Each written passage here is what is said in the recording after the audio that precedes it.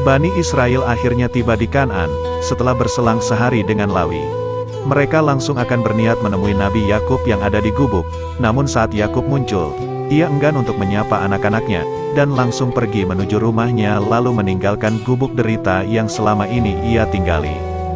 Ternyata Yakub selain senang mengetahui kabar Yusuf, dia juga sedih karena mengingat masa lalu yang telah dilakukan oleh Bani Israel. Malam harinya, dia menceramahi semua Bani Israel kecuali Benyamin. Yakub mengatakan, jika sudah berapa kali ia menyuruh agar anak-anaknya segera mengakui perbuatan mereka, serta bertaubat kepada Allah. Namun mereka tidak menghiraukan sama sekali, sampai menyiksanya selama 40 tahun. Mereka berdalih, jika mereka mengaku saat itu, Yakub akan langsung mengutuk mereka dan juga akan dipermalukan oleh warga Kanaan yang lain.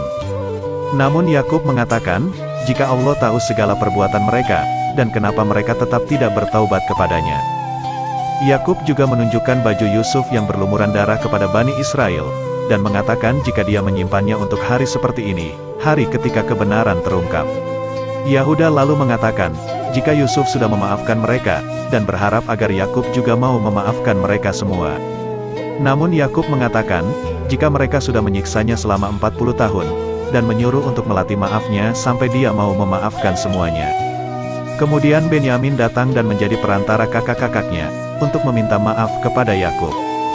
Benyamin juga mengatakan, jika ayahnya dulu sering berkata, jika kesalahan kakak-kakaknya akibat dari tipu daya Saitan.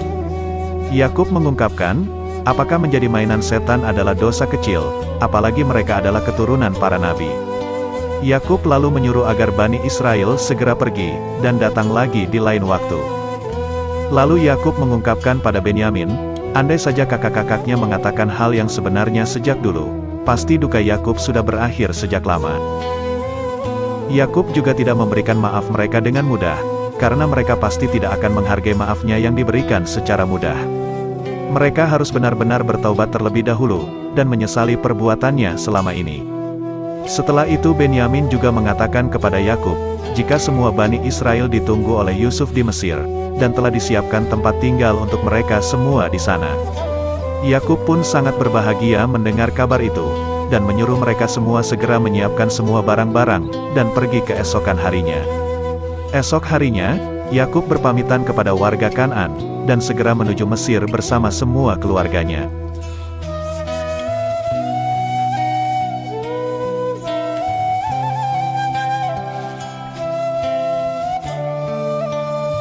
Ketika sedang beristirahat dan semua pada tidur, Yakub berdoa kepada Allah, dan meminta maaf atas semua perbuatan dari anak-anaknya itu. Yakub pun juga sudah memaafkan semua kesalahan mereka. Yakub juga meminta, agar Allah menerima taubat anak-anaknya yang sudah menyesali semua perbuatan mereka. Seketika itu pula, semua Bani Israel terbangun dan berkumpul di belakang Yakub, sambil menangisi semua kesalahan mereka. Yakub lalu mengatakan, bagaimana mungkin seorang ayah tak mau memaafkan anak-anaknya? Sejak awal dia sudah ingin memintakan ampun bagi mereka, namun dia takut jika Allah tidak menerima syafaatnya, lantaran besarnya dosa mereka semua. Keesokan harinya, mereka pun melanjutkan perjalanan menuju Mesir. Hingga akhirnya, mereka sampai di perbatasan negeri Mesir.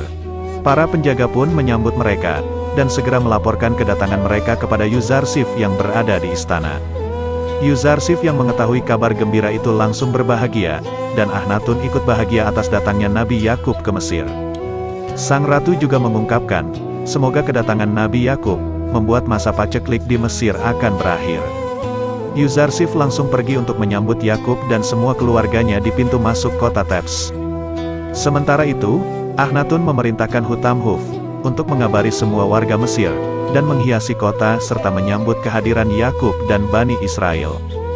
Seluruh warga Mesir pun langsung membicarakan hal itu, dan menganggap bahwa semua keluarga Yuzarsif adalah kerabat mereka juga.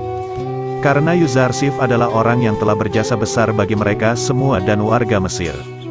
Mereka pun tak sabar untuk menyambut kehadiran seluruh keluarga Yuzarsif yang telah berpisah selama 40 tahun. Setelah rombongan hampir sampai pintu masuk kota, Rudamun menyuruh agar Nabi Yakub menunggu Yusuf di atas bukit, agar terlihat jelas. Semua keluarga sangat tidak sabar melihat sosok Yusuf yang sudah berpisah selama 40 tahun lebih. Begitu juga dengan Yakub, yang terus menanyakan kepada Lawi keberadaan Yusufnya. Ketika Yusuf datang, dia dan Yakub langsung turun dari tunggangan mereka, sambil berlari ke arah yang sama.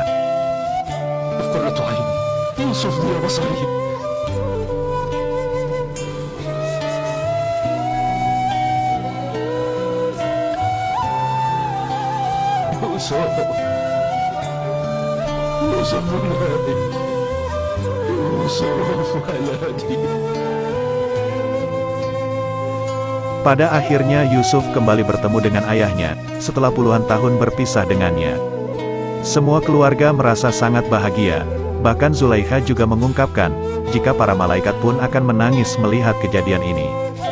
Setelah itu mereka semua pun dibawa oleh Yusuf menuju istana, dan Akhnatun yang sudah menyambutnya di sana. Sesampainya di sana, Akhnatun pun langsung menyambut baik kedatangan Yakub, beserta keluarga lainnya. Setelah itu tiba-tiba Yusuf mendapatkan wahyu, dan meminta izin untuk keluar sebentar kepada Yakub. Sembari menunggu Yusuf, Akhnatun memperkenalkan Asenat istri Yusuf, dan juga anak-anaknya kepada Nabi Yakub. Yakub dan istrinya pun sangat berbahagia, mengetahui jika mereka mempunyai cucu dari Yusuf. Akhnatun juga memperkenalkan Zulaikha, istri kedua Yusuf yang juga menanti Yusuf selama bertahun-tahun. Yakub pun mengatakan, jika Zulaikha merasakan derita perpisahan seperti dirinya bertahun-tahun. Zulaikha menjawab, jika manisnya pertemuan, telah melenyapkan pahitnya perpisahan itu. Tak lama Yusuf pun datang memakai baju kebesaran nabinya, untuk menunjukkan bahwa mimpinya saat dulu akan segera terwujud.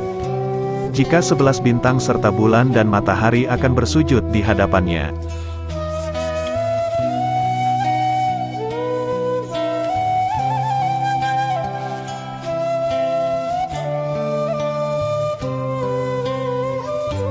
Yakub pun langsung mengatakan kepada Bani Israel, jika mimpi Yusuf pasti akan terwujud, dan hari inilah yang dijanjikan oleh Allah, jika mereka semua bersujud di hadapan Yusuf.